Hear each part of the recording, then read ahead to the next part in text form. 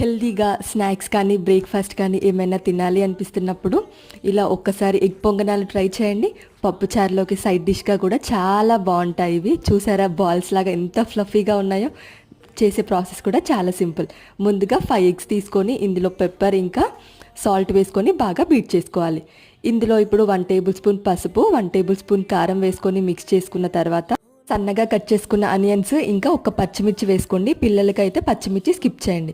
కరివేపాకు, beans, tomato, carrot, కొత్తిమీర, మీ దగ్గర ఇంకే వెజిటేబుల్స్ ఉంటే అవి క్యాప్సికమ్, బీన్స్ ఏమైనా యాడ్ చేసుకోవచ్చు.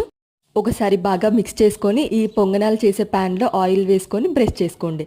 ముందుగా ప్రిపేర్ చేసుకున్న ఈ ఎగ్ మిక్చర్ ఇందులో వేసి క్యాప్ పెట్టేసి కుక్ చేసుకోవాలి 5 మినిట్స్. లో ఫ్లేమ్లో కుక్ చేసుకోండి, అప్పుడైతేనే లోపల ఉన్న వెజ్జీస్ కూడా కుక్ అవుతాయి. ఫ్లిప్ చేసి 2 సైడ్స్ ఫ్రై చేయండి. వెజిటేబుల్స్ తినని వాళ్ళు కూడా, పిల్లలు కూడా ఇష్టంగా తింటారు. ఒకసారి మీరు ట్రై చేసేయండి.